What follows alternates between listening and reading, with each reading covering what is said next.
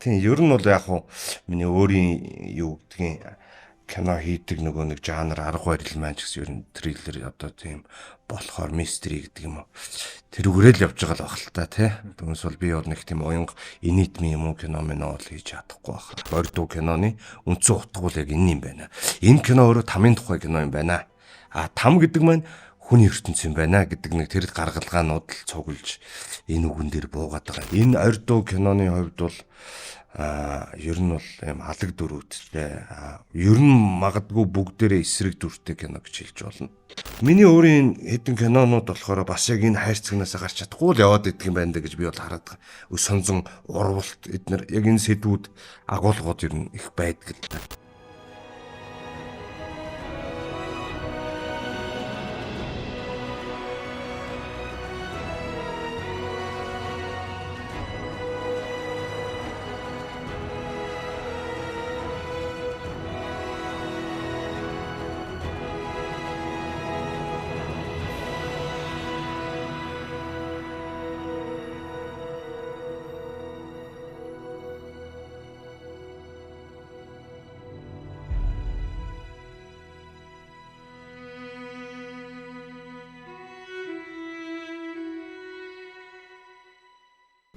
Өдрийн мэндийг хүргэе. За, Eagle Art podcast-ийн маань ээлж дугаар хүрэхэд бэлэн болсон байна.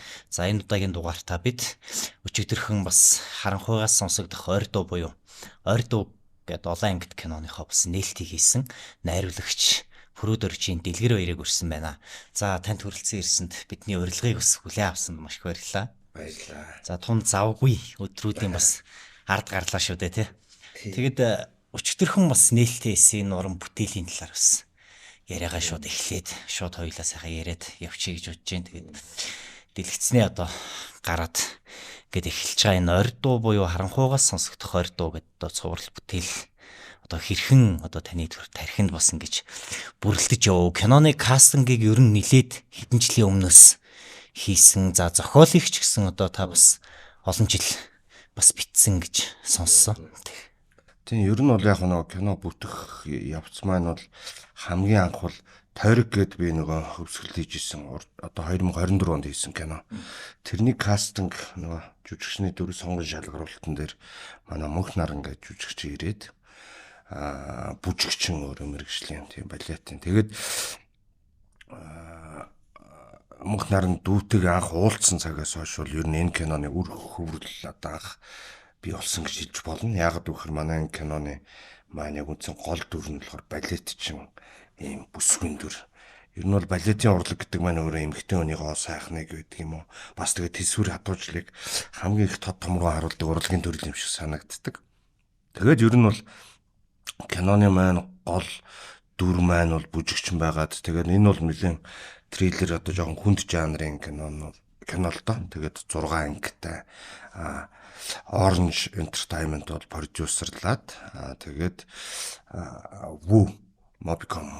Mobicom ингээд эднэр болохоор манай хөрөнгө оруулалтыг хангаад тэгээ энэ кино маань одоо бэлэн болсон. Ер нь бол тийм тэгэхээр 2 жилийн улбаатай эхэлсэн гэж хэлж болно. Яг бичигдэх явц маань бол яг хуу надлан 100 яваад тэгээ бид нэр зураг авалт бол яг он гаргаад 1 сарын 2-наас эхлээд 3 сарын хугацаанд зураг авч дууслаа. Одоо тэгээд эвлүүлэг маань бас яг бүрэн хараахан дуусаагүй ингээд артлын нөгөө орох ээлжирээ ингээд хийгдээ явж байгаа. Ажиллагаа бол тий яг хоо эхний ангууд бол ингээд орцсон. Ангуул орчихсон явж байна гэж хэлж байна. Ерөөс энэ зохиолын нэг сэтэл санаач гэдэг юм уу те. Одоо таны тархинд одоо тэр нэг уран бүтээлийн юм зурвас хийх ч юм уу.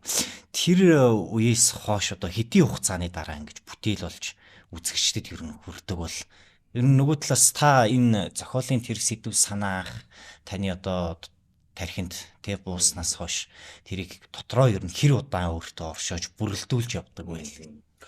Энэ кино ер нь бол тэгэж анх сая хэлсэн нөгөө жүжигчнтэйгээ уулзсны дараа 2 жилийн хугацаанд би ч одоо мөрчгээд кинон дээр олон ангид кинон дээр ажилласан. Тэгээ энэ хугацаанд энэ киноны үр хөврөл нь ингээд яваад исэн л да үргэлжлээл тий 2 жилийн хугацаанд зураг авалтын үеэр би бас би өвдөд имлэгт байж байхдаа намайг ерөөсө кино битгий бодоорой та зүгээр амраад иргсэн чинь тэр хугацаанд нь би энэ киногоо бодож идэх ч юм уу.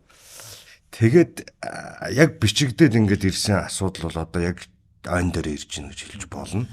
Тэгээд энэ киног ер нь яагаад ийм хийх болсон бэ гэхээр ер нь Шекспирийн үг байдаг л да. Яг Шекспирийн там эзгүй учир нь бүх чөтгөрүүд энд байна гэдэг. Бид нар энэ хүн төрлөختний хүмүүсийн одоо юу маань мөн чанар маань хаашаа яваад байна гэдэг бас нэг тийм бодол гэх юм уу байсан. Тэгээд ер нь хүнийг бол одоо юу гэдэг чинь нэг талдаа одоо сайн дүр, муу дүр, эерэг дүр гэдэг ингээд нэг хоёр хуваачдаг л да. Би бол тэрийг бол их тийм бас яг зөвөө буруу юу гэдэг дээр бол жоо эсрэг байр суурьтай байдаг. Тэгээд ер нь бол хүн гэдэг бол алаг амт юм тий. Муу чанаранч байж идэг, сайн чанаранч багтаа явж идэг. Тим дөрүүд ороод ирэхээр кино маань илүү баялаг юм үзүүштэй, санаанд оромгүй байж чаддаг. Түүнээс бол яг сайн ингээд юм хатуу юм шогом тавьчих юм бол тэгээ ойлгомжтой байдаг ч юм. Тэгэхээр энэ киног бол тэгж харж болно ингээд миний нэг хүний мөн чанарын тухай дуурч байгаа нэг киноны нэг юм даа л гэж ойлгох юм да тий. Тийм кино гэдэг сая одоо нэг Шекспирийн тий жүжигчин том жүжигийнх нь одоо хэлсэн шүү дээ там эзгүй бүх чөтгөрүүд энд байна гэд таны яг трейлерийг ч цацагдахад ч тэр тий одоо киноны постерууд гаргах ч тэр яг ингээл нэг тодорхойлсон тий агуулга ерөнхийлэн ингээд одоо тодорхойлсон маягийн ч юм уу за эсвэл яг цөмийг нь сугалж авсан ч юм уу дагалдаал яваалсан л та бэ. Тэгэд энд бүх чөтгөрүүд байна хэр энд хүний ертөнцөө гэж байгаа тий. Тэгэд яг тэр нэг цаад бүр тэр нэг гүн санаа ч гэх юм уу тэр зүйл нь яг энэ өгүүлбэрийг яагаад энд авчиж ингэж тодорхой наасан юм бол яг хамаагүй бас киногоо задлчаар бас утгагүй л ах л та тий. Яг ер нь бол бид нар бол нэг хэсэг ингээд одоо энэ трейлер цацхад юм их нуудаг байсан. Одоо үйл явдлын ч юм уу юм спойл агуулахгүй байх хэвээр. Над бол энэ удаа бол харин бүр ингээд тодорхой ойлгомжтой хүмүүст яг ийм кино одоо тэр трейлер дээр гарсан үйл явдал бол яг тэр утгаараа л гарна гэсэн үг. Тэгэхээр янз бүрийн өөр нууц байхгүй. Энэ киноноос нэгдүгээрт бас хүмүүс яах ёстой юм бэхээр яг үйл явдал одоо тэр урилган дээр байгаа нэг найруулагчийн зурвсан гэдэг миний нэг тэр утга нь болохоор юу гэхээр үйл явдал юм зэрэгцээ олон он цагийг энэ кинон дээр хангалттай байгаа ч гэсэн гол нь бол яг гол дүрийнх нь оронд үзэгчд маань мэдэрч ингэж тэр юм тийшээ явж үзээсэй гэж найруулагчийн хувьд бол тэгж их бодсон. Тэгээд энэ кинон дээр гарч байгаа тэр хурц үйл явдлууд бол магадгүй кино бүтчих явцад одоо тэр нэг Америкийн билүү нөгөө Эпштейн гэж нэг яриад байгаа. Тэр мөрний үйл явдлууд бол гараад ирсэн ч баг миний киноч одоо хүүхэлдэйн кино шиг айгүй хөнгөн кино юм шиг болтсон шүү дээ. Уул нь би хүнд кино гэдэг энэ гэсэн чинь. Трейлерээс нь харахад бас нэлээл тийм хүндэл сценууд л кадрууд л харагдаад байсан. Тийм ер нь бол яг хуу миний өөрийн юу гэдгийг кино хийдэг нөгөө нэг жанр арга барил маань ч гэсэн ер нь трейлер одоо тийм болохоор мистери гэдэг юм уу. Тэрүүгээрэл явж байгаа л баг л та тий. Түүнээс бол би бол нэг тийм уянга инитми юм уу кино мэн ол хийж чадахгүй баха. Тэрийг өөрийнхөө нөгөө нэг илэрхийлэх тэр мэдрэмж аргачлаар л одоо энэ үйл явдлыг л үзүүлж байгаа. Магадгүй нэг ус нийтмийн мундаг найруулагч хийж болно шүү дээ. Тэ нийтмийн кино байж болно. Өөрийн энэ санааг. Тэгэхээр энд байж байгаа чөтгөрүүдийн тухай хийж байгаа учраас магадгүй энэ кино сайн дургүй кино бах. Эсвэл нэг хоёр талд нь ялгах юм бол тэгэхээр хүний муу мөн чанар нь илүү товойж харагдсан кино бол манай гол дүрч тэр би яг сайн гэж хэлж чадахгүй. Одоо мөнх нар би наад дээр ч нэг юм асуулт байна. Ер нь хүн хүнээ шүүдэггүй гэдэг. Тэр хүн одоо юм адгийн тий одоо юм үйлдэлсэн байлаа ч гэсэн тий буруу зүрэг үйлдэлсэн байлаа ч гэсэн тэр нэг хүний сүнсийг тий ямар нэгэн шалтгаантайгаар л олж төрсөн байх гэдэг үүднээс ч юм уу тий хүний сүнс олоод төрцөл бол хүн хүнээ шүүн тий буруу зүрэг чи хүн тийм хүн гэж хэлж одоо болохгүй таны хэлдгэр нөгөө хуваачна гэдэг байгаа шүү дээ хоёр тал хуваачдаг нь жоох юм бах гэд мэдээж тэр хуваагдал тэр заагийг хэн татж байгаа тэр шугамыг хүмүүс өөрөө л татж байгаа шүү дээ тий тэгээ үүнээсээ үүдээд одоо тэр шашин тулаанаас юу шашныхаа мөргөлдөөнөөс тэр ихтгэл үнэмшлээс авахулал хоорондоо ингээл дайн тулаанууд үүрдэг үүсдэг тий тэгэхээр энэ хүнийг хүн өөрөө нэг тийм шүүдэггүй гэдэг ч юм уу энэ нэг урлагт байдаг уран зохиол философид төлхөөтэй анзаардаг энэ нэг чанарын талаар та бас өөрөө ямар бодолтой вэ? Тийм ер нь бол магадгүй хүн бол бурхны бүтээл байх бас чөтгөр оролцсон байх гэж боддог. Тэгээд айдадныхан гарсан бас үйл санааны юу шиг манай Данзаа харивж байгаа мундаг үг байдаг те. Тэгэл бодоход бол яг уу энэ киноны хувьд одоо тэр хүн хүнээ шүүдгүү гэдэг бас агуулга ер нь бол харагдана гэж бодож байна. Хүнийг хэн шүүдэг юм бэ гэхээр магадгүй цээрлүүлэгч тэр үнсэн товрог болгох гэж явж байгаа. Магадгүй нөгөө талаас юу гэх юм. Яг нөгөө шүүн гэдэг чинь одоо юу гэдэг чинь одоо яг нөгөө хуулийн дор тийм ээ шүүхийн өмнө тэгшэрхтэй гэдэг шиг юм. Энэ кинондор бол харин манай гол дүр бол өөрийнхөө зоргоор бүгдийг нь шүүдэг. Тэ өөрөө үтсэн өөрт нь ямар зовлон учруулсан яг тэрийг эргээгээд нөгөө нэг Монте Кристогийн үг байдаг шүү. Би тэнгэрээр хүн яваа галан үйл шиг байлаа гэд энэ хотыг үнсэн товрог болгох гэж ирсэн. Тэр бүсгүй одоо манай гол дүр маань магадгүй нөгөө талаас бүх хүнийг шүүж байгаа. Гэхдээ энэ дэр бас яг тэр нийгмийн өмнө байдаг тэр одоо юу гэдэг чи яг жинхэнэ шүүх нь бас гарна. Гэхдээ тэр нь бас яг зөвийг шүүж гинүү гэдэг бас нэг өнцөг харагдах байна. Тийм. Хэрэгэлзээ бүлдээж. Тий. Тэгэд энэ дээр гарч байгаа яг жинхэнэ шүүгч маань бол одоо юу гэдэг чинь манай мөрч киноны 80 тоглолтог одоо бэхвэлгээд ахыгаа би дахиж урьж тоглуулсан. Тэр хүн бол яг дээд шүүхийн шүүгчийн дүр гардаг. Гэхдээ тэр хүн болохоор одоо юу гэдэг чи яг зөв шүүж гэнэ үгүй юу гэдэг нөгөө нэг юм зэрэгцүүл үүсгэж байгаа юм л та нөгөө нэг гол дүртэйг. Манай гол дүр болохоор өөрийнхөө хуулийн дагуу ш өөрийнхөө бүх юм шүүгээд идэг. Тэгэнгუთ яг хажууд нь зэрэгцээ тийм юу гарангуут. Ер нь бас одоо шүүлтийн өдрүүдтэй, шүүлтийн үйл явдалтай кино гэж нэрээ харж болох юм байна яг чиний өнцгөөс. Тэгэхээр бас эргээгээд хүн хүнээ бүр шүүдэгч баг. Таны кинонуудаас нэг ийм юу яд юм аа. Нэг тийм зүүдний агуулмжууд ч юм уу тийм зүүдний одоо хэсгүүд те. Тэгэд ерөнхий ингээд нэг тийм зүүдч гэдэг зүйл маань өөрөө яг тэр зүүдний талаар кинонд нь дүрслэх ч юм уу. Тэр зүйлүүд их ерөн сонирхолтой л та. Сүүлийн үеийн бүтээлүүд бол тэр зүүдний сэдв бол одоо маш их гарсан шүү дээ. 95 зүүдний хүн гээд олон ангит кино байна.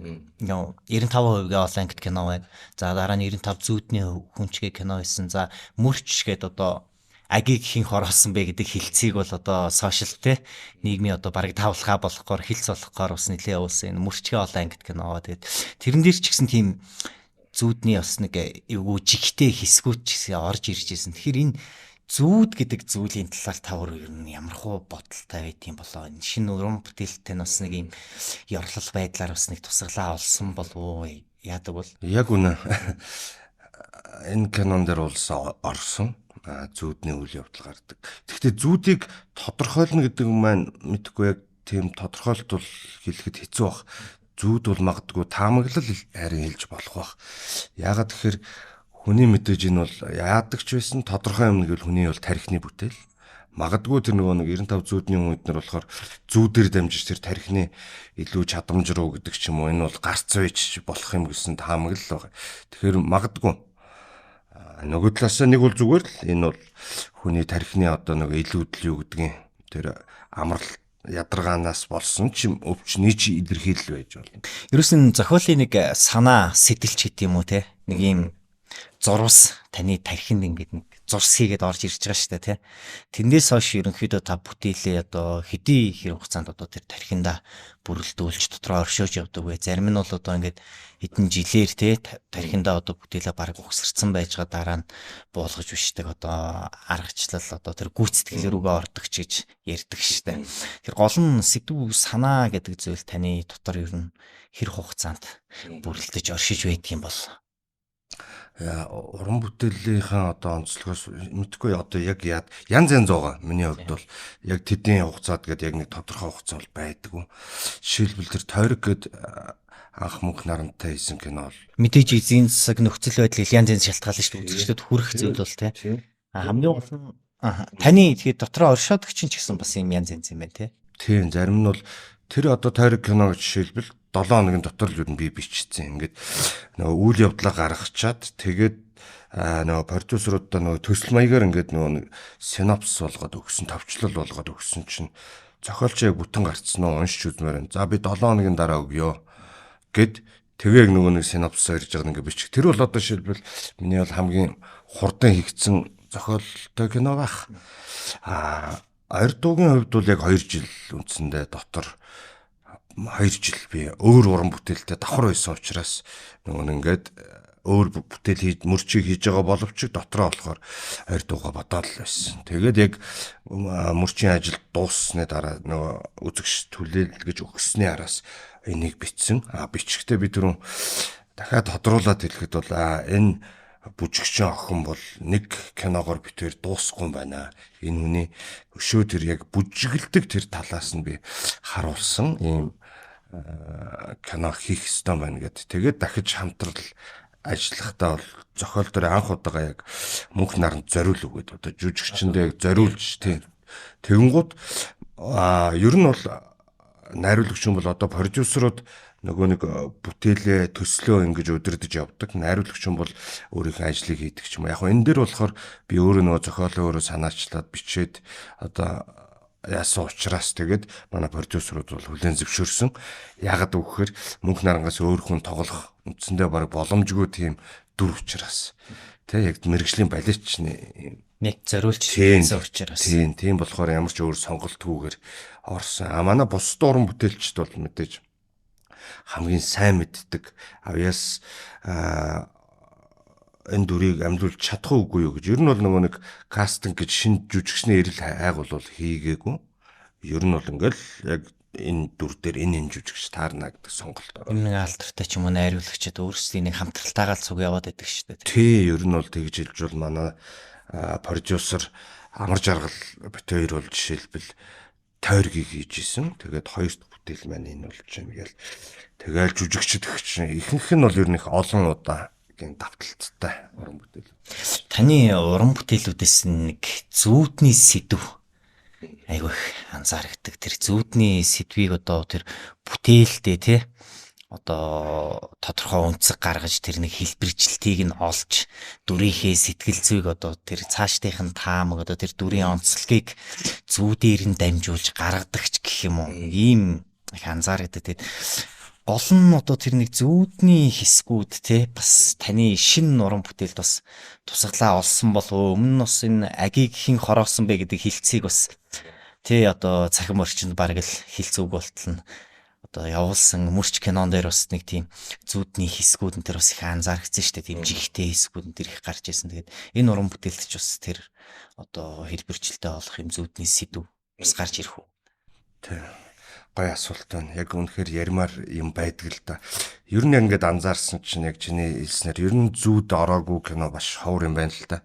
Бодоод ирсэн чи их анхны уран бүтээл цөөн баг тийм баг. Тэр үед бол хайрцангуй залуу агаад илүү биеийн үйлдэлийг харуулсан кинонд одоо акшн тал руугаа ч юм байсан бол одоо л жоохон толгоон доторх зодооны тухай юм боддог болцсон. Тэгээд яг тэр үүднээс зүүд гэдэг ерөөсөө аливаа уран бүтээл дээр тухайн дүрийг тодсоход бол хамгийн гоё юм таатай өнцөг байгаад байгаа юм л та.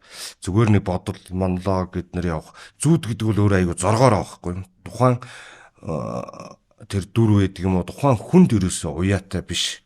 Тэрэнд захирагддаггүй тий. Түүнээс бол би ингэж зүүдлээ гэж ингэж зүүдээ захиалж чаддаггүй. Тэр бол бүр хаанаас ирсэн бүүмүүд ёстой. Бурхан чөтгөр хоёрын хэнийх нь явуулсан илгэм хэмжээ бүүмүүд ингээл тархин дотор байж идэг. Нэг бодлын өвчин ч баг. Тэгэд ер нь уран бүтээл дээр бол зүүд бол өөр аюу гоё юултай өгөгдхүн энүүгээрт тухайн дүрээ ямар үнцгийг харуулах хэвээр. Одоо тэр мөрчгээ сая ярьлаа. Манай дамдын жүжигчин ялалт маань зүүдлээд хар дараад ингээд сэжигтнүүдээ ингэж өөртөө боловсруулж тэр чинь шаналж гин гэсэн үг л. Яг хувь хүнийхээ үднээс болохоор айгаад байгаа байхгүй юу? Маш олон алуурчдын аль нь ч алуурчин байж мэдэх хүмүүсийн дунд амьдраад унтаад явна гэдэг ч өөр аюултай.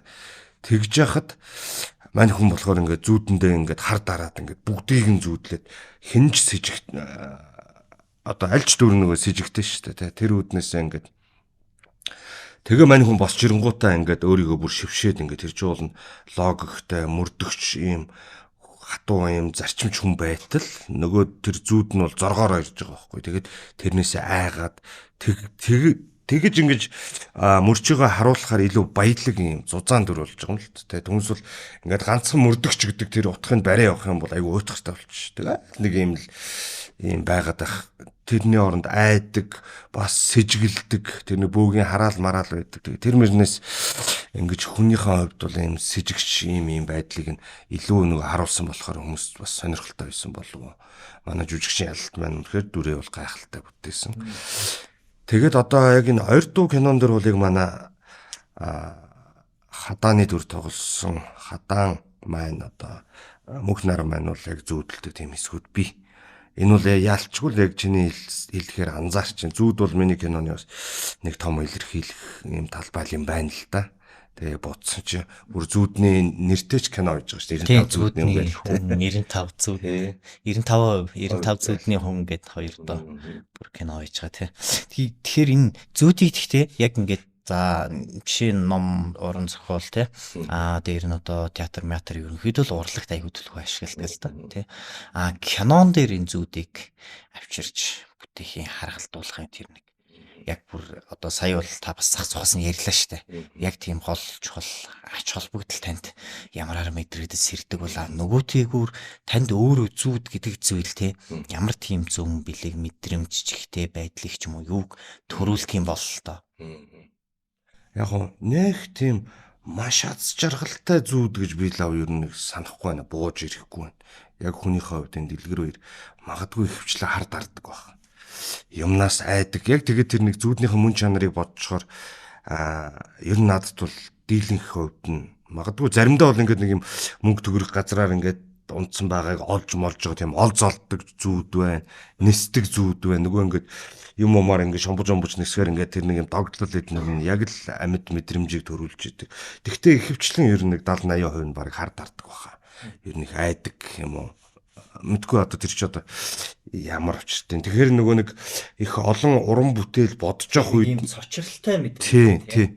Тэгэнгუთ нөгөө нэг кинон одоо яаж яхад ингэ жоох юм хүнд болохоор зүүд нь магадгүй дийлэнхтэй тийм байдаг. Ер нь хар дарж ингэж тэгээ бүр ингэ заримдаа бүр ингэж дахиж унтмааргүй санагдаад ингээд бүр ингэж тийм. Тэгэхгүй яг үргэлжлүүлэх гээд байгаа байхгүй тэр чинь хамгийн амар нь. За энэ болохгүй шүү гэд бүр өөрийгөө сэрээгээд барыг босч нэг ус айгуу суучаад ингэж ингээд бүр тэгсэн онныхын дараа дахиж унтахгүй л. Ер нь тэгэхээр их айгаад байгаа үз.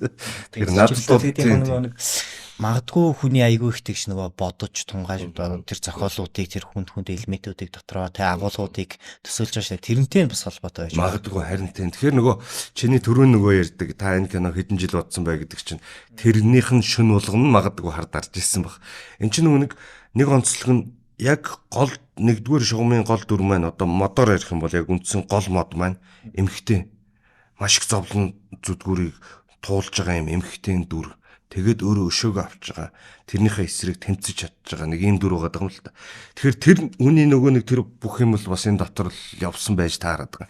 Нэг талаас эмхтэй үний тэр зовлонг мэдэрч таамаглах юм уу? Хэр зэрэг ойртуулж чадсан байгаа юм. Ямар ч байсан энэ кинон дээр бол нөгөө мантухай цаатан гэдэг шиг яг гол дүр маань.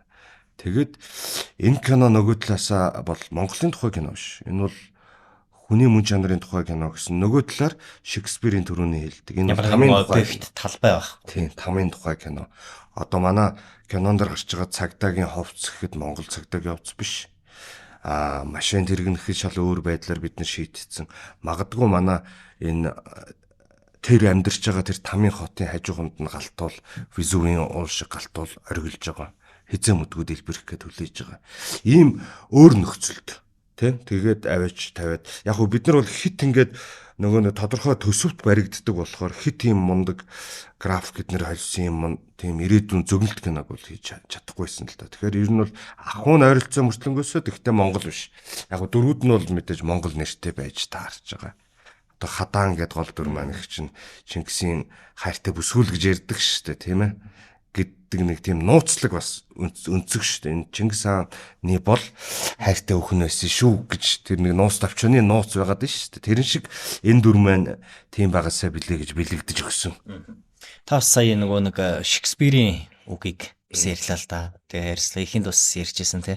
Тэгэд энэ Шекспирийн одоо энэ там эзгүй бүгч дөрүүд энд байна гэдэг ч үчиг одоо энэ өгүүлбэрийг одоо киноны одоо трейлер цацагдаад ш тэр тий одоо пост руу тавигдах ш тэр дагалдаж яваад гэсэн нэг гол одоо үйл явдлынхаа тэр нэг цөмөөс суулсан юм шиг эсвэл юм нэг тодорхойлол болгож байгаа юм шиг эсвэл нэг тийм үзэгчдэдтэй нэг нууцлаг сэтэл бас өрнүүлж ургуулж байгаа юм шиг тий. Ер нь энд байна гэхээр тэр нэг хүний ертөнцийг тий одоо амьдралын талаар бас хэлж байгаа. Одоо энд тий энэ ч төрүүд байна гэж бид нэр энэ л одоо тухайл хүний оршин тухайл хөндөгчл байгаах. Тэгэхээр ер нь энэ өгүүлбэрийн одоо тэр тус одоо гүн санаа нь одоо яг юу юм бол те зохиолынхоо одоо юутай киноныхоо ер нь юутай илүү ингэж харгалдуулж байгаа бол тийм ер нь бол яг мань хүн чи өөрөө тэгж уулга алдахтаа бол ер нь энэ дэлхийн ертөнц чинь там болцсон байж тэл гэсэн үг шүү дээ те тэгж жүжигэн дээрээ битсэн баха би бол энэ үгийг 95 зүудний кино эхлэхэд бас явдаг. Тэгээ бидэд сая энэ ойр дуу кинон дээр таглайн гэж ярьдığım да одоо ингээд нэг юм онч үгэн гэх юм уу энэ киноныг ингээд баццсан ганцхан өгүүлбэрт багтаацсан. Тэгсэн чинь дахиад энэ үг орж ирсэн. Энэ үг л байх хэвээр. Өөрөөр би нөгөө илүү хэлж чадахгүй юм байна. Тэгээд доорн Шекспирийн гарын үсэг нь хийж идэг. За энэ бол манай таглайн яг ойр дуу киноны үндсэн утга бол яг энэ юм байна. Энэ кино өөрөө тамийн тухай кино юм байна. Там гэдэг маань хүний ертөнц юм байна гэдэг нэг тэр гаргалгаанууд л цуглж энэ үгэн дээр буугаад байгаа юм. Тэгэхээр нэг өмнө нэг кинон дээр хийчихэд бас ханахгүй дахиад авчраал тавилаа л да. Тэгээд нөгөө яг уу аливаа уран бүтээлийг хийхэд арман зохиол юу гэдгэн кино жүжиг ингээд ямар ч хэсэн зохиолтой дүртэй юм бүтээл хийхэд манайх нэг юм хуучин социализмын үед бол юу гэдэг чинь сайн дүр, эерэг дүр гэж нэг талд нь гаргаа. Нөгөө талд нь эсрэг дүр, муу дүр гэж ингэж. Хүн болохоор миний бодлоор бол алаг амтан. Одоо энэ кинон дэр үртэл манай гол дүр маань хилдэг хоёр бурхан байж байгаад хүнийг бүтээх гээд, хүний сэтгэлийг бүтээх гээд нэг бурхан цав цагаан сэтгэлтэй бүтэе гэсэн чинь нөгөөх нь үгүй хав хар бүтэе гээд. Үгүй цагаан сэтгэлтэй бүтээчих юм бол наад хүн чинь цав цагаахан гинэ амтан чинь хамаг хоол ундаа ингээм амтан өгөөд өөрөө өлсөж өгөх юм байна. Хав хар болгочих юм бол бас болохгүй. Тэгээд хоёр бурхан ярьж хагаад алаг хүнийг алаг сэтгэлтэй бүтээсэн гэдэг.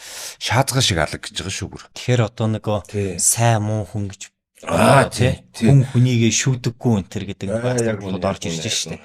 Хичнээн муу хүн байсан ч тэр одоо нэг хүний сүнсийг тэрж олж төрсөн шалтгаан заавал нэг тэнд байдаг гэдэг тий. Тэгэхээр яг хүнийг бүтээхэд бурхны ч тэр чөтгөрийн ч тэр оролцоо байгаа. Энэ бол алаг амтан.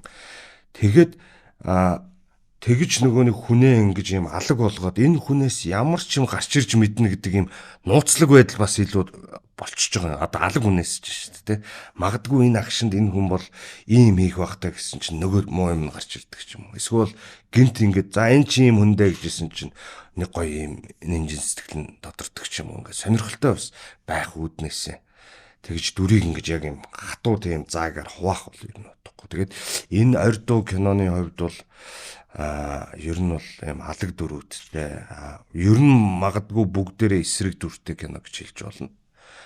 Яг эрэг дүргээд ингээ бодоод байгаа маань магадгүй өөр өнцгөөсөө энэ кинон дээр бас гарах байх. Тийм болохоор их тийм болцсошгүй таамаглал жоохон их байх болов үзэж байгаа хүмүүс тэр нь сонирхолтой байх болов гэж бодож.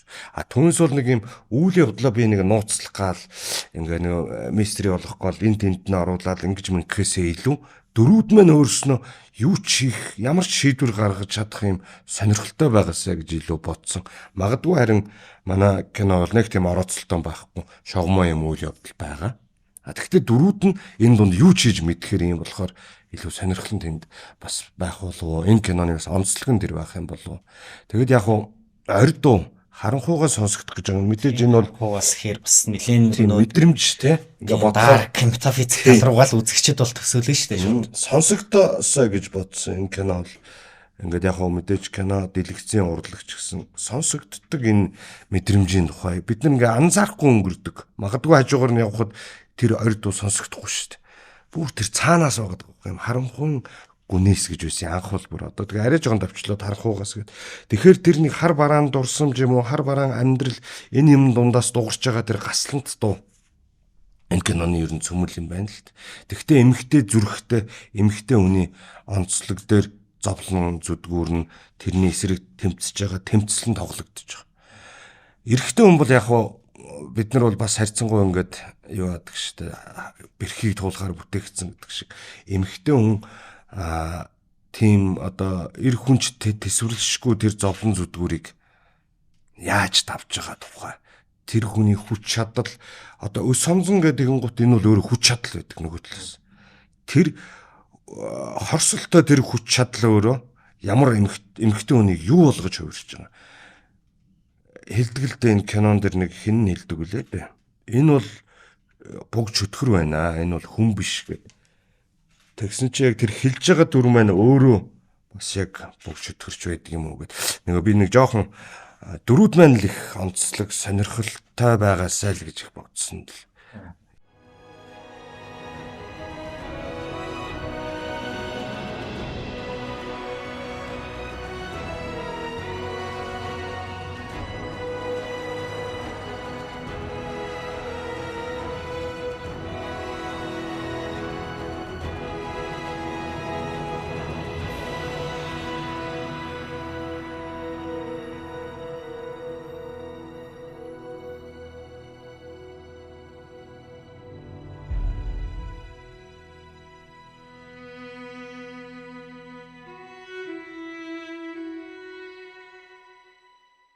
Ер нь нэг юм жиг сэтэл жиг санаанууд те. За тэгэл тэр нэг үзэгчдийг нэг зэг үүсүүлэх, нуруу нь хүүт оргиулах ч гэдэг юм уу. Гэхдээ яг бүр нэг тийм аимшигын хороор биш тийм нэг нууцлаг жигтэй юм адал байдал. Одоо яхан миний үзснээр ер нь таны кинонуудыг үзснээр тэр дурлалын гэмт хэрэгээс эхлээд ч юм уу нэг тийм сэтгэл зүйн тэ одоо тийм адал явдалт байдал ч юм уу. За тэгээд нэг ил цэцгээс ургаал тэгэл нэг 95 зүүдний өнөр үч ингээл ордог ч юм уу. Ийм байдлуудыг одоо танд одоо хэрхэн яагаад одоо энэ тэр тойрог морих шиг цаг хугацаанд эргээл ийм санаа одоо дэлгэр баяраас яаж гардыг бол өөрөө бол одоо их зөөлөн найруулагч тэ бусад найруулагчдыг бол тэр зургийн талбай дээр одоо жүжигчтэйгээ гоё инээлтэл ингээл гоё явж идэг мовж идэг гэл таны одоо найз нөхөд жүжигчдээс найруулагч гар манд тэ одоо жүжигч ганц цэг ч юм ингээд эднэр ярьдаг л та. Тэд ийм жигтэй мэдрэмж санаануудаа хаанаас төрдөг хизээнээс ингээд та нэг ийм нууцлаг зүйл рүү шургасан бол одоо нэг эхлэлийн нэг цэг гэж байгаа шүү дээ. Ер нь яг нэг би бол нөгөө урлаг өөрөө нэгдүгээрт мэдээж гоо зүйтэй, ёс зүйтэй гэдэг ч юм хамгийн гол нь сонирн байх хэрэгтэй гэж бас боддог. Зүгээр ингээд нэг энгийн үйл явдал гэдэг маань өөрөө хүн болгоно одоо ингээд нэг юм үг өгдөг шүү. Ямар ч хүний дотор нэг кино байдгаа гэж. Одоо өөрийнх нь амьдрал өөрт нь бол айгүй үнэтэй шүү. Миний амьдрал бол супер гэд. Тэрэн шиг амьдралыг би маш юм сонирхолт биш киног маш юм сонирн байх хэрэгтэй гэж нэгдүгээр боддог гэсэн. Тэгэхээр ингээд нөгөө хөвшмөл юм байдаг. Магадгүй тийм болохоор нөгөө нууцлаг жоохон юм өстой чиний хэлдгэр жигтэй гэдэг юм уу ийм жанрыг илүү сонирхож барьж авдаг баг. Түүнээс биш ингээ зүгээр энгийн яг юм шугам үйл явдалтай драм мундаг гоё гам зөндөл байж байгаа шүү дээ. Тэгэхдээ яг миний өөрийн онцлог бол тийм л юм байна л та. Найруулагчд болох ер нь нэг өөрийн гэсэн онцлог арга барилтай гэж ярьдаг шүү дээ. Одоо тий. Тэгвэл таны энэ орд дуу ч юм уу одоо шинэ бүтээлээс тань яг таны л гэж хэлж болох тийм арга барил юуг өөрөө бас шингээж өгсөн бэ. Мэдээч одоо өмнөх бүтээлүүд тань одоо байгаагүй үзэгчд тэндээс олох боломжгүй тийм шинэ арга барилыг гэх юм уу? Яг нөгөө үндсэн нуруу болсон дүр маань эмхтэн хүн учраас тэр эмхтэн хүнийг илүү мэдрэх гэж бас илүүтэй бусд киногоо болох юм бол оролцсон болов уу гэж бас бодож байгаа. Тэгээд би анх тэр нөгөө нэг тойрог гэдэг кинон дээрээс ингэж манай мөнх наран бол бүр хоёрхан өгүүлбэр хэлдэг дүр байхгүй гол дүр мөртлөнгөөс. Тэг яг нөгөө бүжигчин хүн учраас тэрэнд нь бас илүү амар байсан. Тэгээ энэ кинон дэр бол маш олон тексттэй хамгийн олон сцентэй дүрлэлтэй манай хадааны дүр тэгэнгუთ мань хүн тоглож чадах болоо гэсэн эргэлзээ бас байна.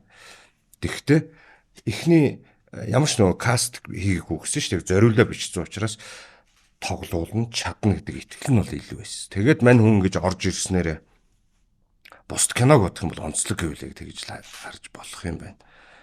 Бүжигчин тэгээд эмгтэй юм сүнстэй кино гэж. да тий. Тэгээд эндээс тэр зовлон шаналлыг туулж явж байгаа нэг эмгтээчүүдээ бас нэг талаас уран бүтээлчийн үүднээс ч тэр хувь хүнийхээ үүднээс ч тэр нэг хайрлаж байгаа бас нэг үнцгийн нэг хэсэг л байх гэж бодож байна. Тэгээд магадгүй одоо дараагийн бүтээл дээр би тэгээд бас яг ингээд ханчвуу гэсэн чи бас ханаагүй байж байгаа. Одоо яг дараагийн бүтээлийн продюсертэй ярьж байгаа юм. Тэгээд түүхэн ардчилсан хувьсгалын юм түүхэн баатрын дүр байгаа л да. Тийм. Бодит кино түүхээс дүрээс бүтэж байгаа тийм кинон дээр бас мөнх нарантайгаа ажиллана гэсэн одоо урьдчилсан байдлаар бол бас. Тэгэхээр тэрний ард магадгүй ханж магадгүй. Эсвэл уран бүтээлч ойлголцоод ингээд байх тусмаас нөгөө хүн одоо хүний ч ухаж барна гэж байхгүй шүү дээ. Тэрэн шиг өөр талаас нь харах гал ингээд магадгүй явсаар хагаад их олон кинон дээр хамтрах гэж юу гарч магадгүй л дээ. Тэрнсүүл яг зогсчлоо болчлоо. За энэ хүн инглээ гэж харагдахгүй баха. Ер нь энэ одоо нөө төвлөрсөн төлөвлөгөөт эдийн засгийн нийгэм гэж ярьдаг тий. За яг тэгээд нөгөө өөрсдийнхөө бүтээх эрх чөлөөтэй болсон ч гэж ярьдаг. Тэр үеэс эхлээд яг ийм триллер тэгтээ ийм нууцлаг төрлийн ч юм уу тий. Одоо сэтгэл зүйн триллер хүн яагаад айдгийн тий. Тэр тархины одоо хэм хэмжээс орон зайнууд урлагаар илэрхийлэгдүүл тий. Тэнд ямар үйл явдлууд болдгийг ч хэмээр юм уу юм. Ер нь жанрын мистери жанрын кинонууд ер нь манад айгүй цөөхий хийгдсэн тий. Гамболтой одоо улаан төрүүлчин ч гэдэм юм нэг ингээл гарын хуруундал бараг багтахаар байгаа штэ.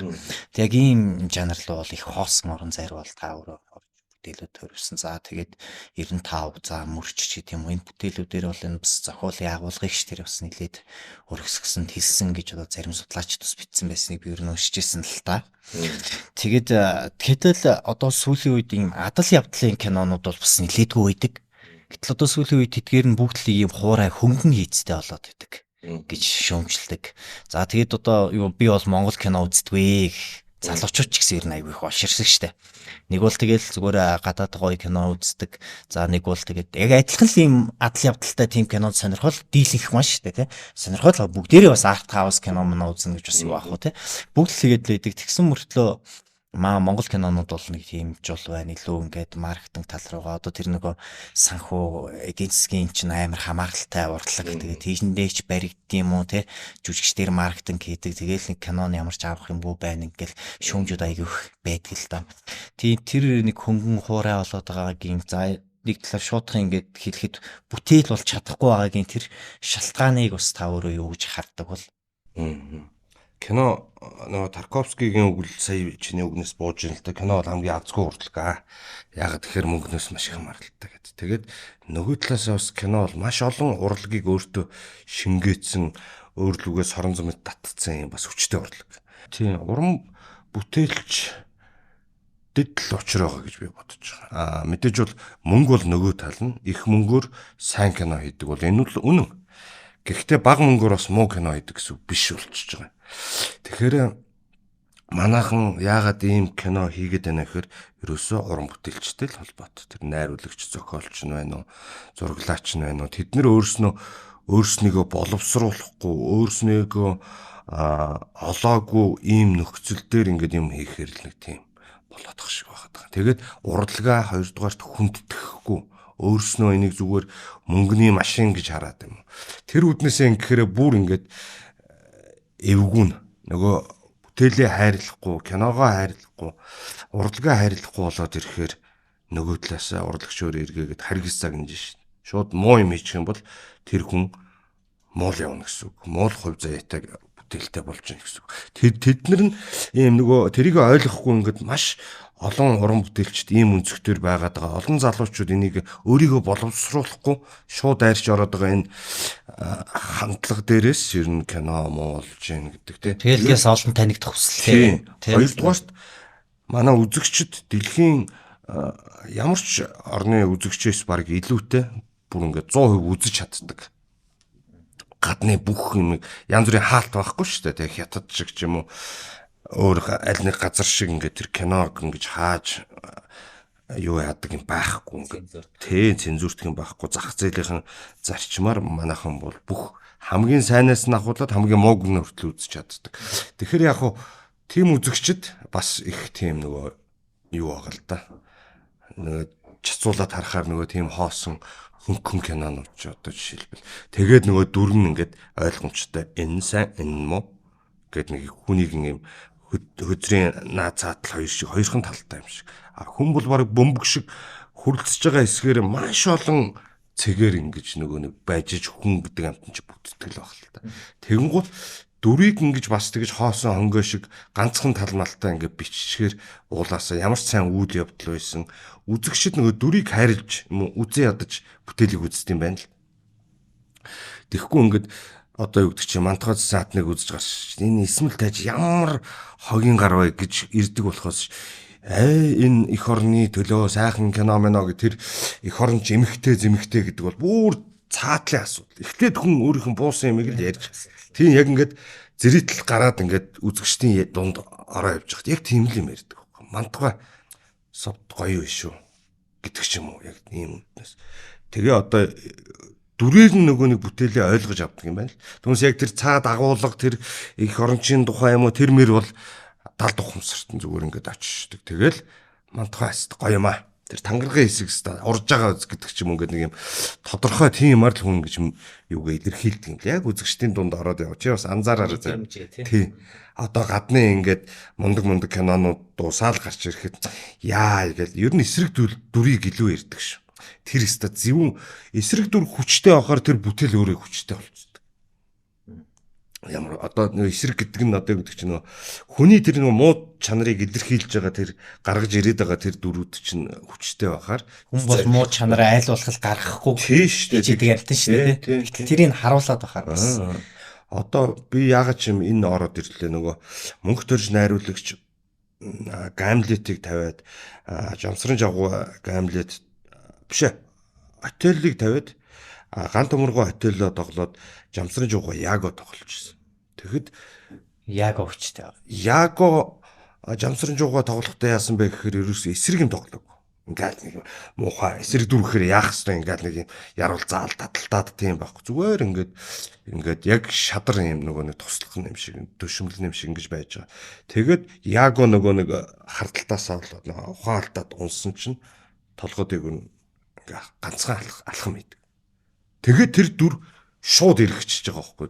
Тэгээ босч ирснийх нь дараа нөгөө отелийг босоод ирэхээр буцаал нөгөө сайхан ийм гоё хүннийх нь төрхөнд орно ш. Тэгэхэд үзэгчдийн дотор тэр алхмал бодогдоод идэг.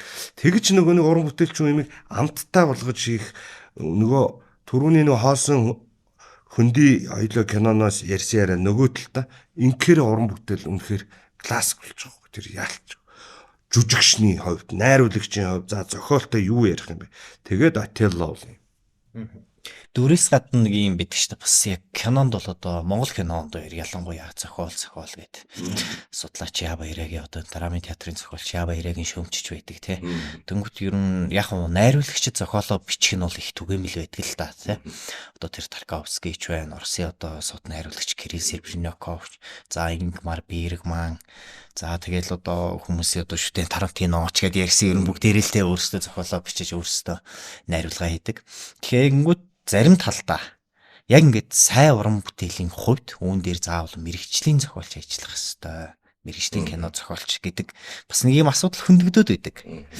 Тэгэхээр үүн дээр ер нь та бас яг ямар бодолтой байдаг? Та бол өөрөө ихэнхдээ зохиолоо бичиж өөрөө киногоо найруулдаг хүн шүү дээ. Тий. Яг нь би 2019 онд Бууны сумыг буцааж болдгоо гэдэг догмодгоон зохиолоор анх удаа өөр зохиолчтой ажиллаж үзсэн. Тэр агуунтай ажиллаж бас нөмөр нөөлөг туршлага авиас юу гэдгийг бүгднгээс нь дарж байсан. Жирийн догмодгоо. Үнэхээр гайхалтай. Жишээлбэл би Дандарбаатарын тухай тэр хүн шиг мэдэхгүй байхгүй нэгдүгээр. Тэгэхээр миний өнцөг их цөөхөн өнцөгтэй. Одоо нэг хөзрийн арт тал гэдэг шиг баг болох гээд. Мань хүн болохоор тэр зохиолыг бичихдээ өөрийнх нь бас эмзэглэл байсан. Бид нэр яг одоо би нөгөө талаас нь тэр хүн амтныг бол дурдмааргүй байна. Тэгэхдээ Дандарбаатарын тухай энэ бол ингэж ярих ёсгүй шүү гэд догмодгоон тэр өөрийнх нь тэр нөгөө юм уур хэлэн гэх юм уу тэр эмзэглэл нь байсан учраас тэр зохиолыг бас үнэхээр гайхалтай гоё бичсэн баг гэж бодож байгаа. Хоёрт нь болохоор одоо мөрч кино бол зохиолч нь Цогт баяр гэдэг Яг гоо мэдээж би найруулагчийн талаас ингэж бичээд киногоо бол өөрийнхөө текстүүдийг тэр бол ирэх нь байна л да тийм. Яг дүүхээр кино бол найруулагчаар овоглогддог. Жүжиг бол зохиолчоор явдаг шиг байдаг шүү дээ тийм. Тэгээд адилхан бас найруулагч яана л та оглон ер нь бол яг нөгөө бүр яг нэгдүгээр авторыг гингууд яг тэгж харагдаад байдаг. Бавгийн лавсрынгийн тамггүй төр гэж ярьдаг шүү. Дараа нь тэр найруулагч нь тий юу болохоор кино болохоор эхлээд дэлгэр баярын кино гэж ярьдаг байхгүй. Зохиолч нь хоёр шатна гэдэг ч юм. Яг хөө ингээд би болохоор өөрөө биччихээр нэгдүгээрт өөртөө би таалагдана. Өөртөө таалагдтал бичиж таарна гэсэн. Тий. Хүний юм бол хүний л юм байхгүй. Би яг хөө яаж ирэх нь байгаа ч гэсэн тэр шал өөр юу ээж идэг. Тэгэхээр магадгүй ингэж өөртөө их ноцолдоод бичээд идэг юм болов. Түүнээс бол их сайн бичдэг гэж бол би лав хэлж чадахгүй. Одоо яг мэрэгжлийн зохиолч гэж сайн чиний өнцөг шиг. Гэхдээ 100% бичнэ гэсэн. Сайн биш мөртлөнгөөсөө яг дүүхээр би өөрөө бичсэн учраас юун дутаад байгаа юм, юун илүүдэд байгаа гэдгийг мэдэрч чинь тэр шүлтүүрийнх нь артал бичигдсэн учраас. Тэгэхээр магадгүй ингээд өөртөө нэгдүгээр таалагдчихэж энэ зохиолороо тэгэнгუутаа дараагийнхан юг сонгочдөг байхгүй. За чи өөрөө найруулна шүү нөхөр минь гэл. Тэгээд ингээд ойртуул санаачилсан, зохиолын үтсэн, найруулсан гэж одоо мөрч бол одоо жишээлбэл манай Оранжийнхан манай Баяр Жаргал продюсер ингээд бүтээл болгоны онцлог байна л да. Тэгэнгუთ мань хүн намайг зөвлөлдөж байгаад Оранжороо зөвлөж байгаа. За энэ ийм нөгөө триллер, ийм мөрч детектив кино учраас хэн найруулах вэ гэнэ. Сонголтуудын бас нэг нь би байсан юм байна. Тэгээд би бол тэнд бол одоо юу гэдэг чинь санаачлагч биш байхгүй тий. Орж зүгээр уран бүтээл дээр найруулагчийн, зохиолчийн тэгээ бас тодорхой хэмжээ жоохон жүжигчний ийм ажлуудаа хийсэн. Ордуул яг 100% би ингэж ярьж болох гэдэг байхгүй тий. За амраа найз нэг ийм эмзэглэл байна. Гол дүрт нь мөнх наран тоглоно.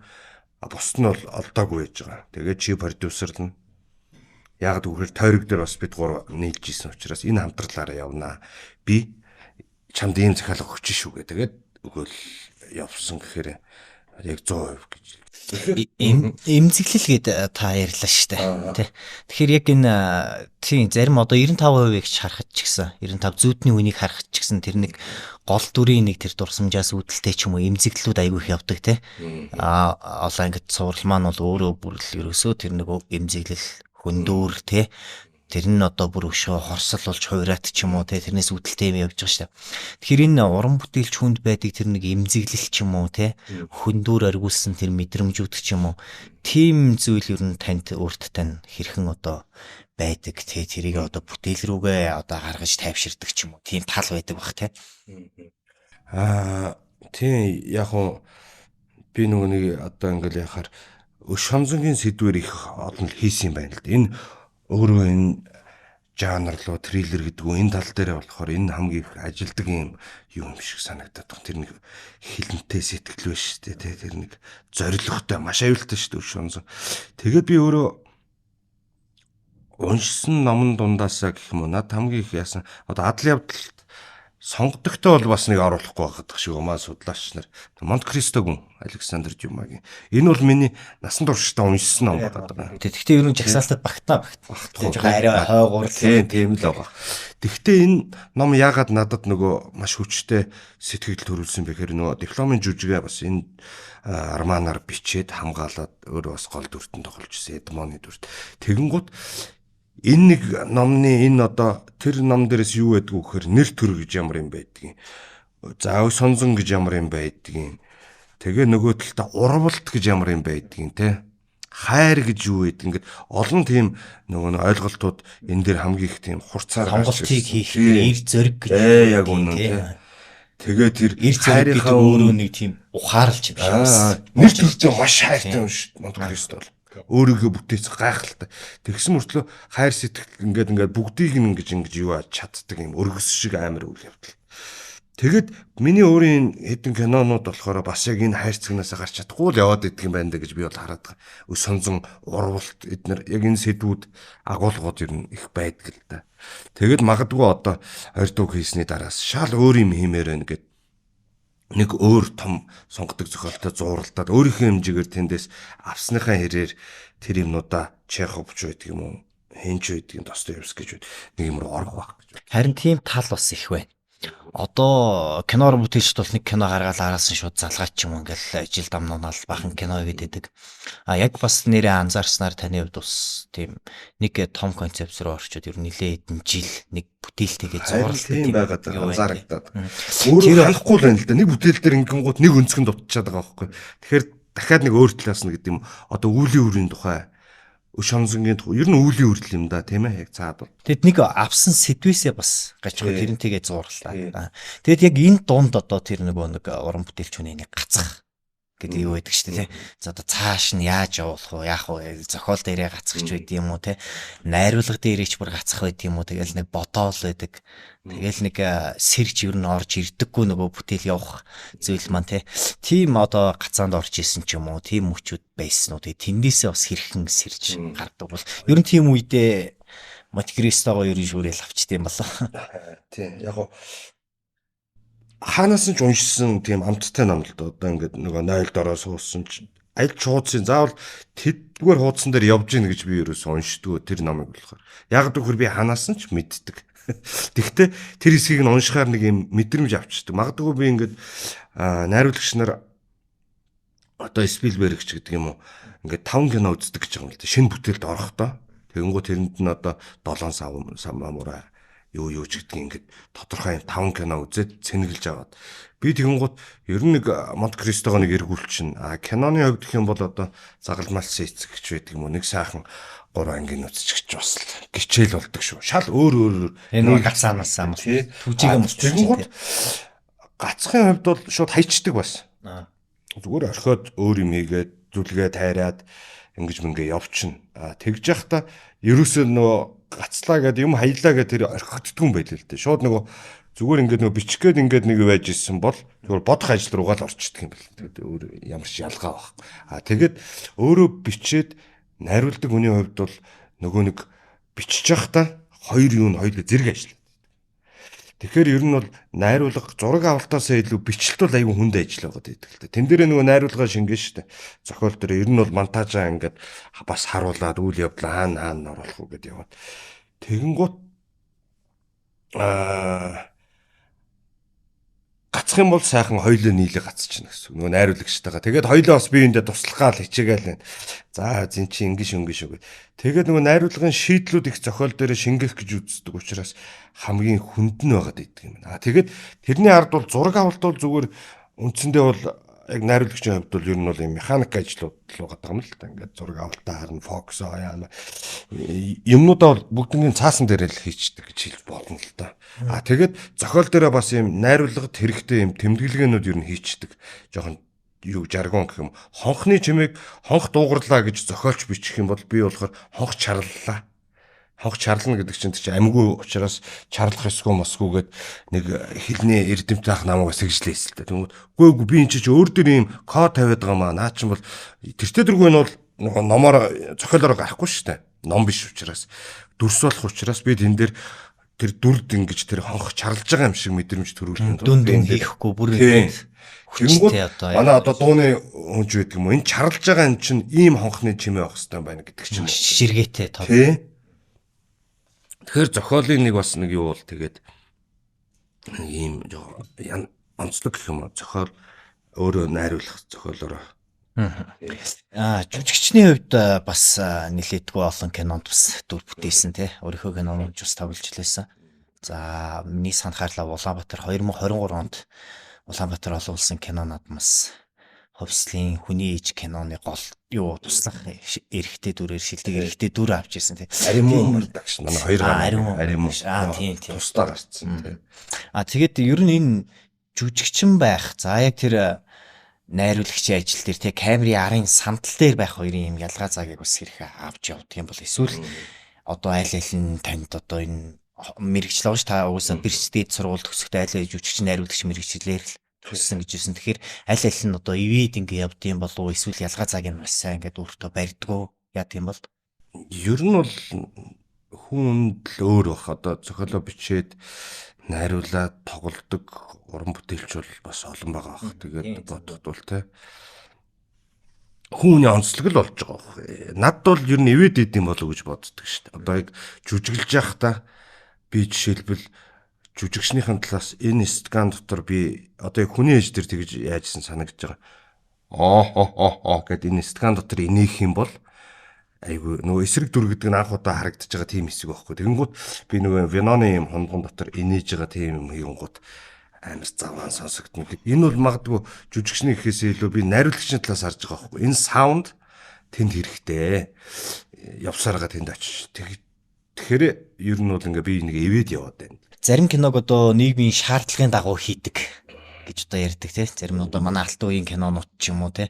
Бүгд нь л заавал тэр нэг нийтлж хөдөлгөөн ч юм уу тий. Нэг үеийн кинонууднаас айгүй их туссан байсан.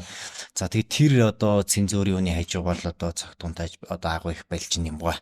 Бүтээлүүдээ хийжсэн юм аавгаа бүтээлүүдээ хийжсэн ч гэдэм одоо иймэрхүү зүйлүүд байдаг штэ.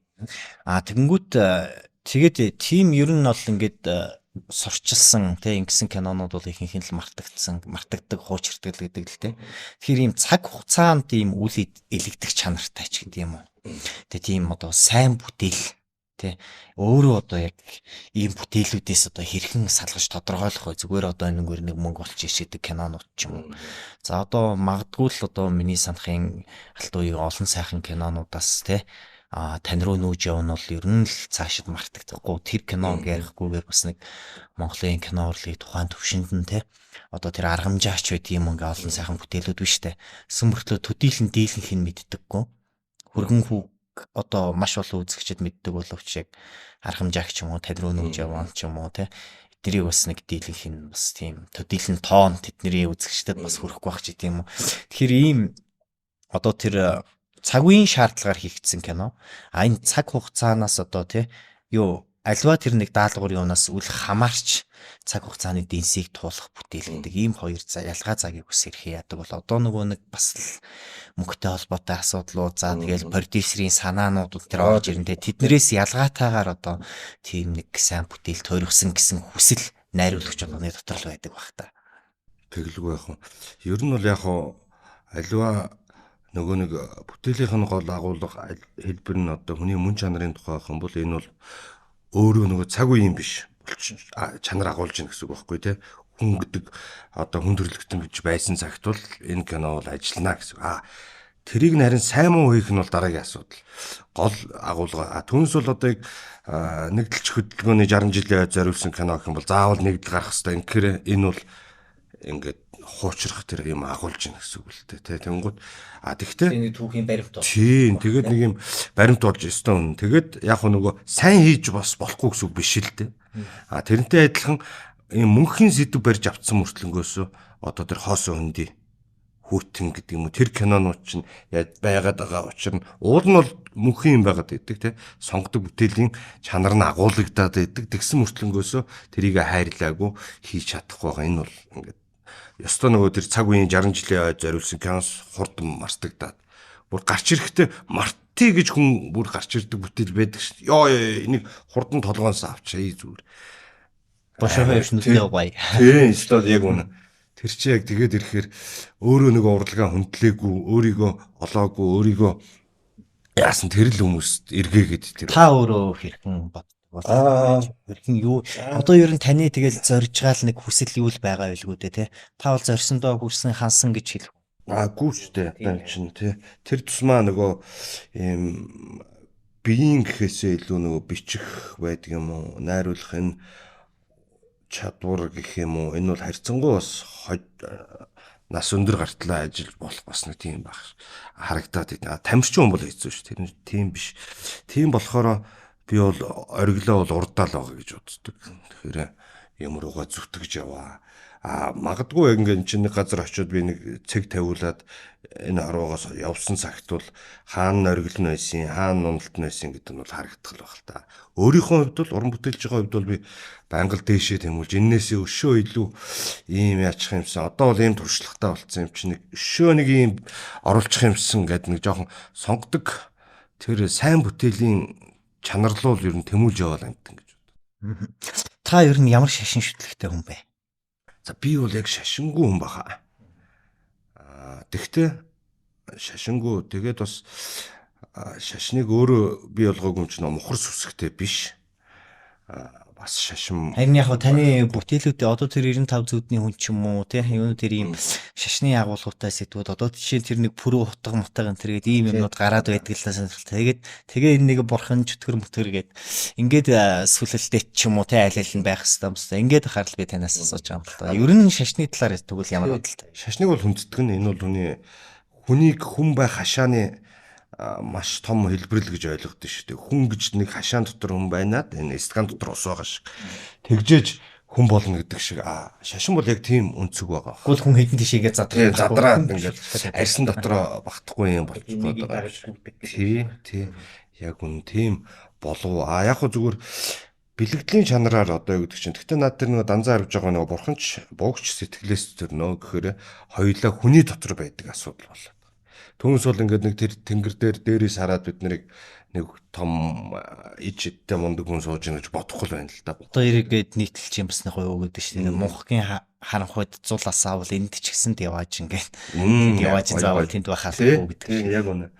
Яг юм болгон тэгэхээр өөрт тамаатай байгаа байхгүй тий.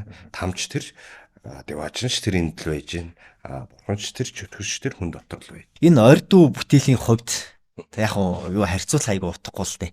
Гэтэ манай үзэгчдэд бас сонирхолтой. За дээр нь мэдээч тэр хүмүүс үзэгчд те та нэгэнт кино бүтээгээд ингэсэн хүмүүс одоо юу хийнө шүүмжлэл юу аль нэг нь л тэгэл дааж явдаг л хүн байлгүй одоо олон жилийн туршлагатай би юу хэлгөө. Гэхдээ зүгээр нэг юм сонирхолтой асуулт асууад ордуу бүтээлийн хувьд ер нь мөрч цуурлын одоо энэ одоо эхний бүлэг гэж яриад байгаа шүү дээ. Хоёр нь хийгдэн гээд энэ эхний бүлгийг давж гарч чадсан уу? Миний хувьд бол тийм. Яагаад гэвэл би бол яг нэг айгуу тодорхой хариултаа шүү дээ. Альч бүтээлийг бол алга үзэхгүй л дээ мэдээж. Гэхдээ би ер нь хамгийн сайн киног хамгийн сүүлийн кино л гэж боддог шүү дээ. Тэгээд одоо мөрчин тэгэхээр нөгөө урдах бүтээлүүдээсээ дандаа сайжирч явна. Тэгээ нөгөө дээшиг л явнаа л гэдэг тэр юм. Тэгэд өөрийгөө бас тэгж урамшуулах дуртай. Аннээсээ тэр нь арай тийм болцсон гэдэг. Тэгэхээр миний хамгийн муу кино бол хамгийн ихний кино гэж таарна. Хамгийн сайн кино бол хамгийн сүүлийн кино гэж таарна гэдэг. Яг хөө тэрийг бол өөр байдлаар бол хүмүүс бол янз бүр. Миний хувьд бол тэгж л. Тэгэхээр одоо ордуугийн араас хийж байгаа миний бүтээл дахиад миний хамгийн оргил бүтээл байх хэвээр. Мөрч хоёрыг хийх гэж байгаа. Тэрний араас нөгөө Арчсан Хувьсгалын Баатрын сериал 5 анги мини series энэ дээр болохоор бас тэрийг би хамгийн сайн бүтээл болно л гэж бодож байгаа, төлөвлөж байгаа. Ер нь хүмүүс энэ шүүмж магтаалыг бас зарим найруулагчид их дургуутсдаг тий. За тэгээд тэр кинонд нь ажилласан зарим хүмүүс ч гэсэн тий за өөрсдөө камер барьж үзээгүй ээж тий. Ганц клип найруулж үзсэн ч юм уу ингээд айгүй их болдог шээ. Та ер нь тэр үзэгчдийн шүүмжил гэдэг маань одоо дагаа зүгээр нөө үгнээсээ болоод тэгдэг ч байж магадгүй л дээ. Нэг юмыг шүүмжлэн гэж ярьдаг шээ. Гэтэл кино шүүмж, урлагийн шүүмж бол өөрөө тэрийг нэг сайн мууг нь задлан шинжилж байгаа хэлбэр тий. Сайныг нь бүр оройдон тултал магтцсан шүүмжүүд ч бас зөндөө байгаа. Тэгээд энэ шүүмжил гэдгийг за таны алдаа тэр бүхнийг одоо нөрчсөн ч гэдэг юм уу. Тийм шүүмжүүдийг ер нь хэрхэн хүлээж авт юм бол магадгүй бүр амар доромжилсан ч гэж болно шүү дээ. Өө ийм цус нөвчтэй актер юм одоо үзүүлээд яа тий одоо ийм кино найруулагч юу байдгийг ч юм. Тийм юмнуудыг та өөртөө хэрхэн хүлээж авдаг вэ? Ер нь маш соргоор авдаг гэж хэлж болно. Түүнээс бол гаднаа магадгүй ингээд тоохгүй байгаа юм шиг магтаалч гоё. Шүүмж яг ясамдаа бол магтаалаас илүү хэрэгтэй байдаг. Хүн хаана яваагаа мэдэх бас нэг өнцгөлтөө тий. Юмны би ер нь уран бүтээлийн хувьд бол хэний багцаанд явна да. Хэний ч сони юм л да. Энэ бол нөгөө тамирчин биш нөгөө байр эзэлдэг асуудал биш. Уран бүтээлчин бол нөгөө өөрийн гэсэн онцлогтой байгаасаа билээ л гэж үзэж байна уу яаж. Шүүмжт бол ер нь их тийм соргог гэдэг маань ер нь өөртөө ашиглах дуртай шүүмжийг өөртөө хэрэгтэйгэр. Ягд үгээр тэр дунд хүн хизээч нэг шууд доромжлъя гэж орж ирдэг үл дээ. Энэ хүний юм сайжраасаа илүү айтайхан болоосоо гэдэг үүднээс хүн бол нөгөө шүүмж гэж тэр өөрийнх нь сэтгэгдлүүдийг хэлж ийм гарцсан дэр бас нэг юм зарим хүмүүс бүр уран бүтээлчийн бодоогүй өнцгийг хүртэлтэндээ өөрснөө нээж олоо бичсэн байдаг шүү дээ. Би тэгэхэд тэр өнцгийг хизээж харж байгаагүй л байхгүй. Зүгээр тэр хүн тийм мэдрэмж өгсөн. Тэгээд би тэрийг бас олж хайх дуртай. Тэнгүү зөвхөн нөгөө нэг миний киноны метафоруудыг ингэж бүр жагсааж байгаа тэгж бичдэг хүн байна айгуу гоё. Чи яг энэ дэр тэрийг ингэсэн. Наа машины чин дугаар ийм бэлгэлээр чи ингэсэн байна. Эднэргээд бүр ийм шал өөр төвшний хийж ажиллах шиг. Зөвхөн тэрийг нь сонгож шааж явах шиг. Тэгэхээр их амттай гоё штэ шүүмжүүл. Түнс бол доромжлыг бол яг бас харна. Тэгээд тэр дунд юу байна гингууд доромжлол нөгөө хаана доромжлол болж хөөсч байгаа гэхээр зорилгоосоо харагдаад байдаг. Тэ? Энэ бүтээлийг доромжлоод намайг доромжлоод бахан ханаа тэр хүн. За яг үнэхээр шүүмжилээд яг сайн ерөөсөн хүн бол маш хэрэгтэй юмнуудыг гоё ингэж нямбаа өгдөг л дээ. Тийм учраас би одоо энэ нөгөө нэг сошиал орчин дээр их юм уу миний кинонуудын тийм ревю сэтгэл тэгээд шүүмжүүд бол их байдаг. Их уран бүтээлийн ард гардаг. Энүүгээрээ нөгөө талаасаа бас өөрийгөө айгу хөөрөгдөг шүү дээ. Магтах гэх юм уу. Өөрөөрөө бахархна гэж хаашаач. Айгу олон тийм бичээд ахаар за ямар ч би юм хийгээд байгаа юм байна гэдэг л нэг тийм. Ямар ч байсан энэ тэнд нэг юм жижигхэн хонх дуургаад байгаа юм байна гэдэг л тийм үүднээсээ бол шүүмжд бол дуртай гэж хэлж байна. Ер нь кино гэдэг урлаг руу тий яагаад нэг ингээ хальтраад орох болчихоо. Нэг шалтгаан байгаа шүү дээ тий. Тэгээ багасаа үнэхээр одоо тэр Федерик Феллини шиг энэ тий бүр амар кинонууд үзэх тийм дуртай юу. Яг тэгээд энэ цэг рүү орох болсон тийм нэг шалтгаан нөхцөл ч юм уу нэг тийм түүх үүсгэсэн тий стори танд одоо байсан уу? Байлгүй яах вэ? Нэгдүгээрт бол кино үзэх бол маш дуртай. Энэ бол дуртай гэдэг нь бол бүр манай аав шүүгч хүн байсан. Тэгээд ээж тийм бас хуулийн хүн байсан. Тэгээд Монгол улсын авиат хуульч таны ээж тий. Тэгээд нөгөө нэг юун дээр хойно мань хоёр сурж байхдаа Оросд бол театрт кино үздэг. Тэгээд тэр мань хоёрын тэр соёл нь ингээд ах дээр өвлөгдөөд ирсэн гэх юм. Тэгээд дагуулж бас кино үзэх их дуртай. Тэгээд бидний нэг азтай юм гэх юм бол би магадгүй Балчинымгой байхгүй байгаад Мантахацсан гэдэг кино хийгдэг байсан бол би уран бүтээлч болохгүй байсан баг. Монте Кристог уншаагүй бол уран бүтээлч болохгүй байсан баг. Сата багштай ягаад тийм гарсан гүзээ шиг шалчиж орхиогоод ингээд цэлзээд ингээд мөнгө аягаар нүрээ бүтээгээд ингээд байгаад нөгөө талд нь ингээд очир хатгаа ингээд сууд. Тэр нэг юм эмхтэн хүний тэр мэдрэмж эднэрийг харангуут яа энийг ингэдэм байж тээ. Тэр жоохон зочлууд нийлж жагаад уран бүтээлч болох тэр юмруу. Тэгээд би яг хэн болох вүлээ гэд Хүүхэлдэйн театрт сургуулаа төгсөж жүжигчин найруулагчаар орж исэн. Тэгтээ би урлагийн хүн боловч Хүүхэлдэйн театрын жүжигчин бол биш байсан. Би хувь заяагаа өөрөө нөгөө кинотой холбоол тийм дээр. Яагаад тэгэхээр киноны хүч чадал далайц нь өөрөө маш хүчтэй юм л да. Тэгээ урлагийн төрөл дундаас.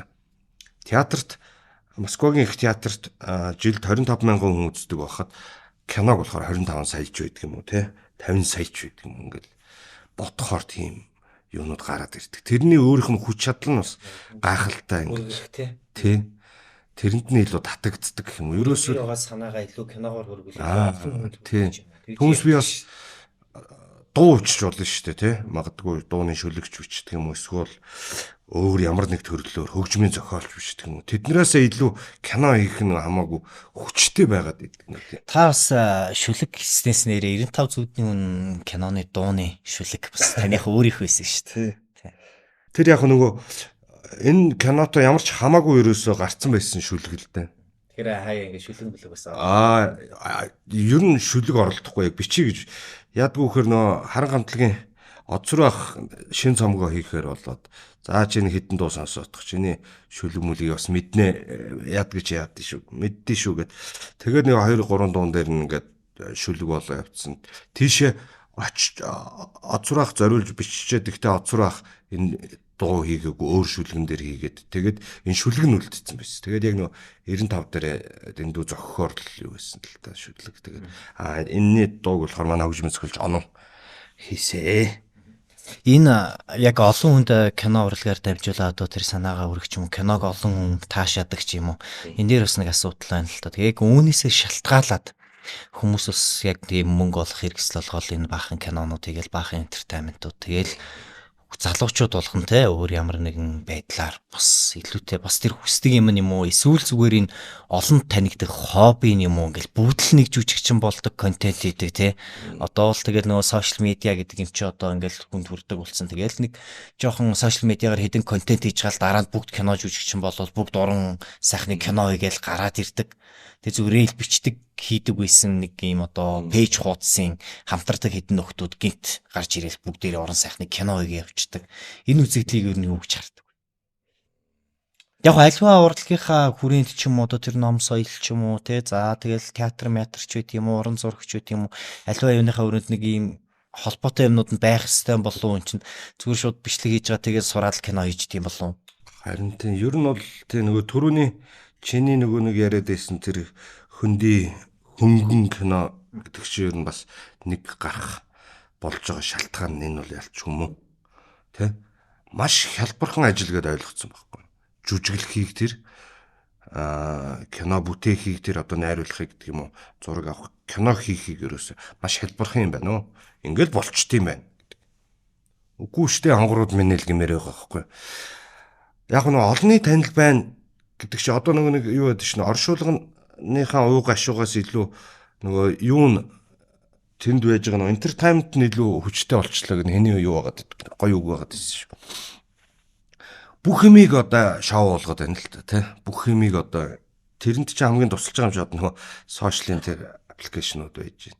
Тэгэд энүүгээр олон лайк юм олон үзэгчтэй болсныгоо нэрд гарлаа алдарт төрлөө одоо мөнгө олоход болж гинэ гэсэн зорилгын үднэс.